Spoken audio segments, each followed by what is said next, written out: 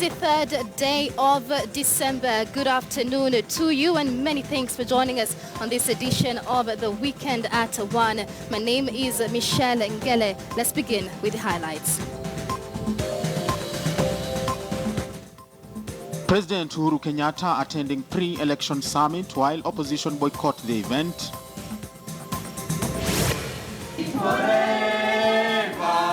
Nurses to join doctors in nationwide strike beginning Monday. And United Nations warns of a looming genocide in South Sudan.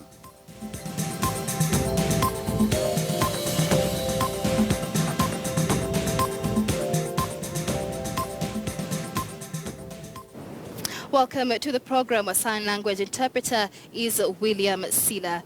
President Uhuru Kenyatta is at the moment attending a meeting organized by the Kenya Private Sector Alliance to discuss next year's general election. The forum brings together various leaders from the legislature, executive and the judiciary to discuss ways of attaining peaceful elections next year. Those attending the meeting accused the opposition of boycotting the event. Let's now cross over to Kwale County where the event is ongoing. Supporting and will continue encouraging, because we don't want to leave any Kenyan behind. We want to carry all Kenyans together so that elections do not become a determining factor in terms of a level of competitiveness. That elections come and go, our country remains stable. That elections become an event for the Kenyans to decide whose turn is it to assume office. Sometimes they'll give you this time, sometimes they might deny you, but we remain Kenyans. So thank you very much. May God bless Kenya. Thank you, Speaker. And now I'd like to welcome the other partner, and this is the National Assembly, led by Honorable Justin Muturi, the Speaker of the Kenya National Assembly, to also give his remarks and invite His Excellency.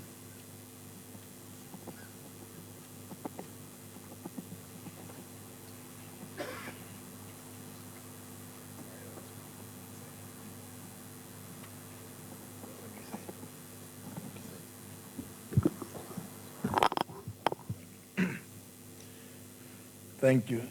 Your Excellency, the President of the Republic of Kenya and Commander-in-Chief of the Kenya Defense Forces, Honorable Uhuru Kenyatta, my brother, the Speaker of the Senate, who I think many Kenyans may not know is a Christian because you don't know his Christian name, but for avoidance of doubt, David Ekwe-Eduro.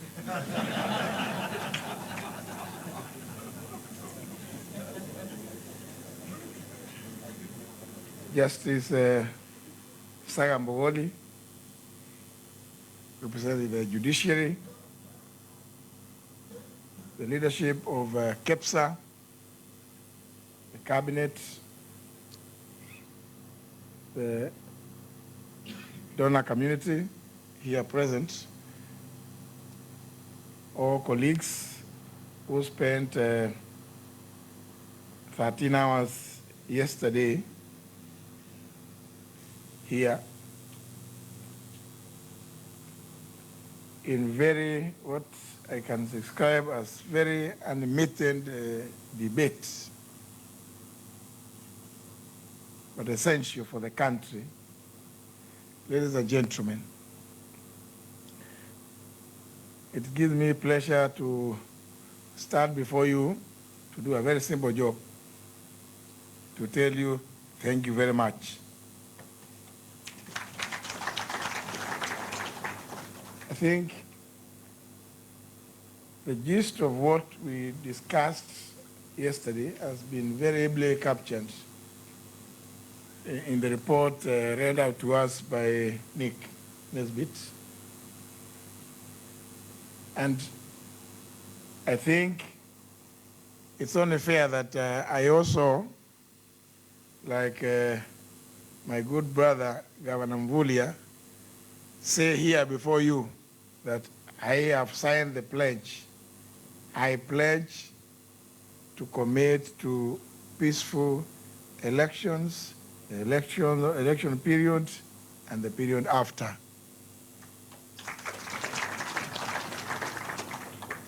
With KEPSA, we as Parliament have had this conversation, but I think it cannot have been better than this, to have so many stakeholders participate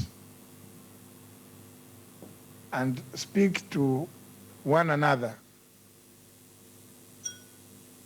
like happened in this forum yesterday into today.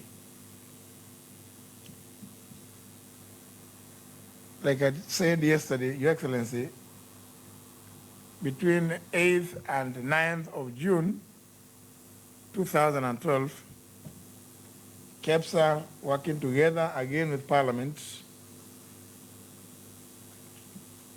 held a similar summit, leadership summit here, in the face of the then impending elections of 2013.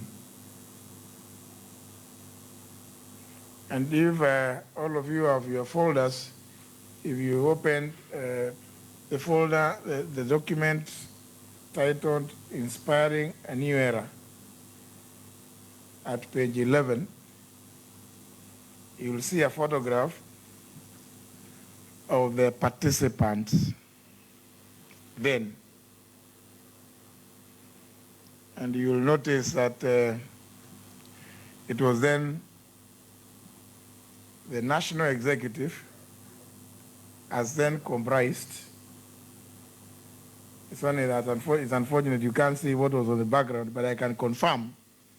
At that time, I was not serving as a member of Parliament, but I was at this podium speaking as the chair, then chair, of the Center for Multi-Party Democracy, popularly known as CMD. The pledge then signed was about national cohesion. I'm sure my good friend and my tutor, the Honorable Xavier Francis Ole Caparo, would be delighted to note that at that time, the pledge was to commit to national cohesion and peace during the period leading up to and after the elections. If it was then right, it must be right even today. So, ladies and gentlemen, I just want to say that we are here to do a noble job. And it is important that the national leadership, we assure Kenyans that elections must never and should not tear the country apart. As my brother Ekweburu has just said,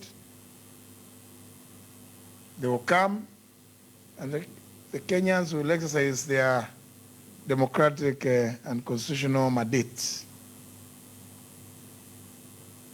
We must give assurance to the citizenry of this country that what will happen is not new, has always happened for the longest period many of us would remember. Your Excellency, I don't want to say how old some of us may be, but we know when you have old people like the Honorable Sakaja, you run the risk of disclosing your age. But we have held elections, and in all this period since 1963, we have been trying to improve our democracy. We appreciate that even in its purest form, it is never perfect, but all others are much worse, echoing the ones of Winston Churchill. But we too have been improving our democracy. This summit must be seen in that light, that we are committed to improving our democracy. And it is not possible, it cannot be possible for us to do that in the absence of peace. Forget about saying credible, transparent. It cannot. If there is no peace, all those others will not, it's not possible. They will not happen. And therefore, a commitment to peace by ourselves is, in my view, the greatest service at this moment we can give to this country. Your Excellency, with those few remarks, it's now my pleasure to invite you to make your remarks.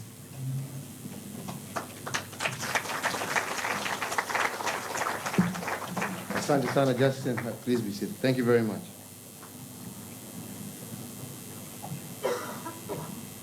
Governor Mvurya, Governor of Kwale, our hosts, the two speakers, and KEPSA. Ladies and gentlemen, let me say that it's a great pleasure to be with you here today. At this second National Leadership Summit, which has been co-organized as a partnership between both houses of Parliament and the Kenya Private Sector Alliance. Indeed, it's also quite encouraging to look across and see a wide cross-section of Kenyans who are gathered here today in the name of peace. And I believe this is a clear demonstration of our commitment as Kenyans to unity and progress of our nation. As leaders in our various capacities, we all have a major contribution to make in steering our country in a positive direction. And I believe that is why we are gathered here today. As political party representatives, religious, civil society, captains of industry, parliamentarians, the judiciary,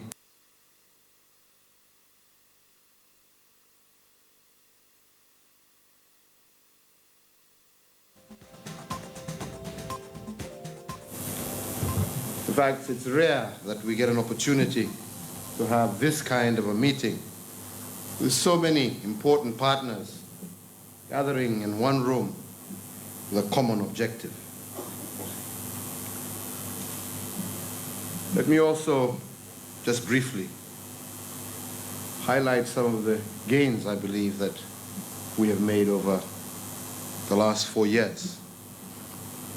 I believe we have overseen critical investments and also undertaken key reform initiatives in line with our own manifesto and also with our own Kenyan Vision 2030, all for the purpose of promoting inclusive prosperity of our people. Indeed, as was mentioned,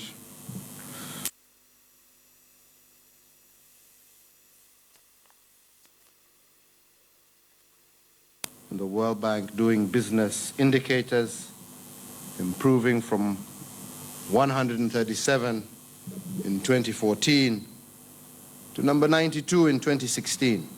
And we hope that next year will be even better. During this particular period, Kenya has been on the global map as the third most improved country globally for 2 consecutive years, and I believe that this is also worth celebrating. Again, as was mentioned, in February of this year, our capital city, Nairobi, was reported to be the most attractive destination for FDI in Africa, and for the first time, we displaced Johannesburg in this position.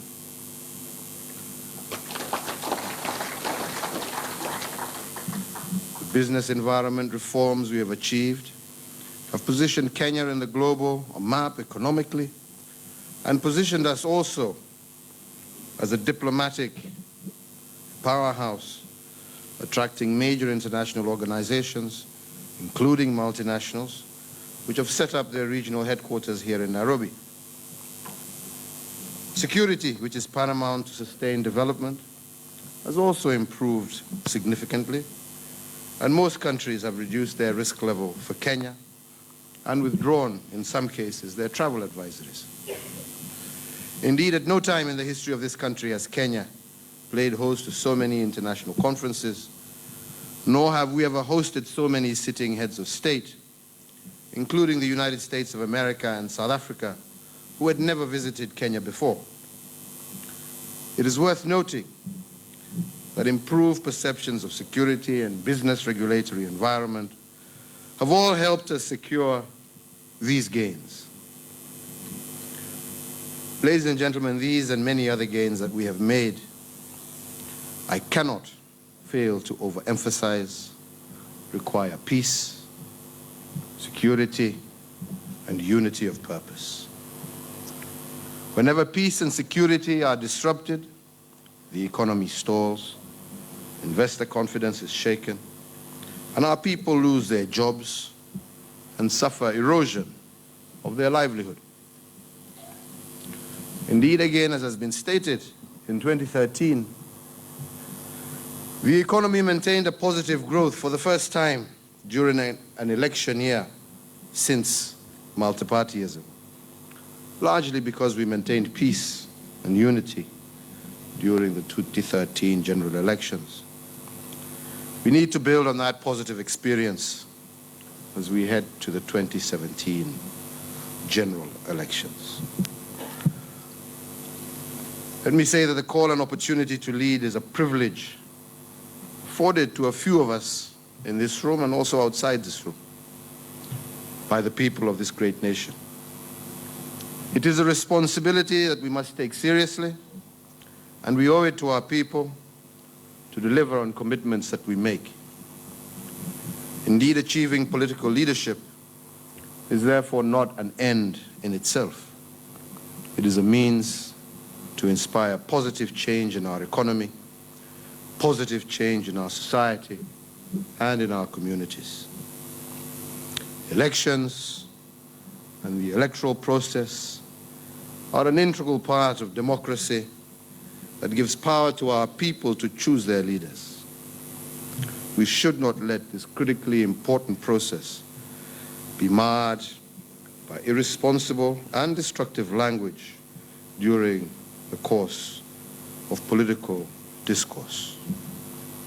I strongly believe that as a people, we have matured in our democracy, and therefore we should not allow electoral violence to define our politics. Our politics must not be personality-based, but issue-based. We can disagree on issues, but this should not be the basis for personal hatred. Holding free and fair elections leads to the establishment of a legitimate government.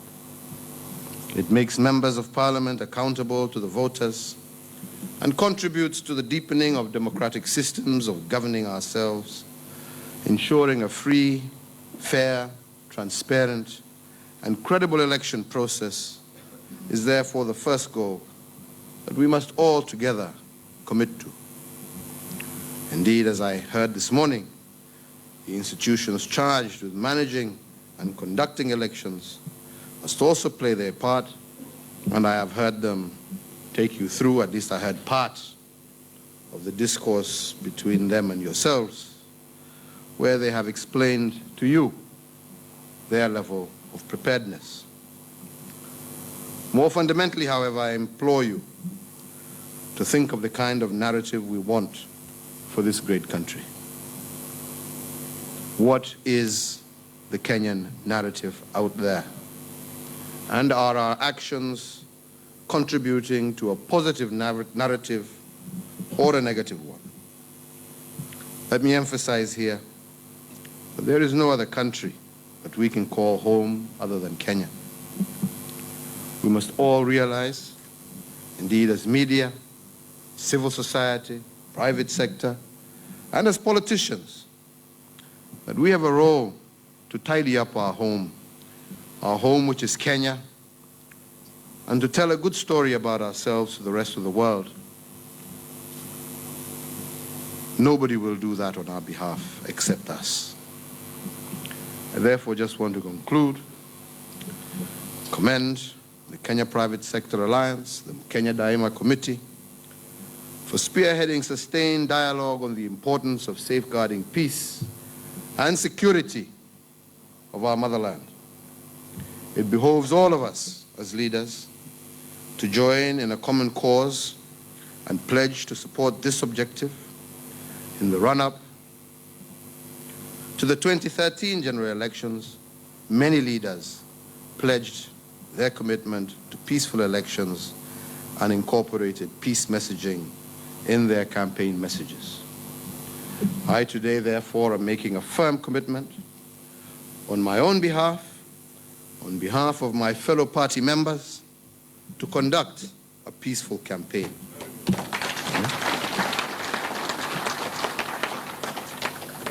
I urge you as KEPSA to continue engaging with some of our other colleagues so that they too may consider signing up to this pledge and, most importantly, work together with all of us towards peaceful elections. God bless you. God bless Kenya.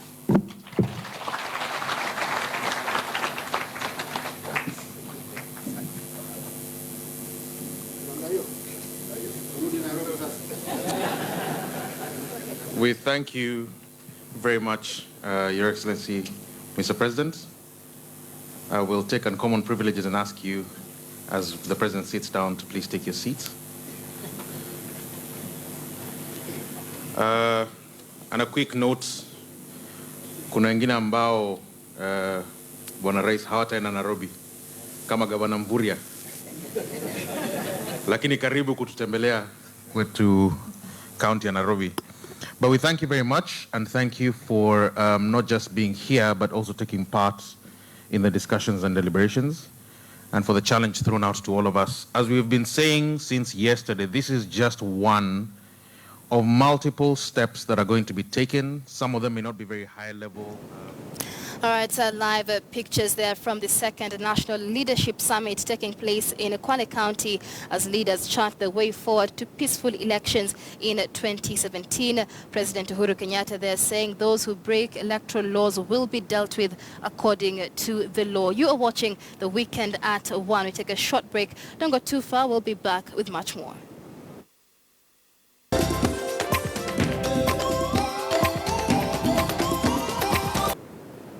Well, it is on that note that we wind up The Weekend at 1 this afternoon. Thank you for watching. My name is Michelle Ngele. Our sign language interpreter is William Sila. Good afternoon.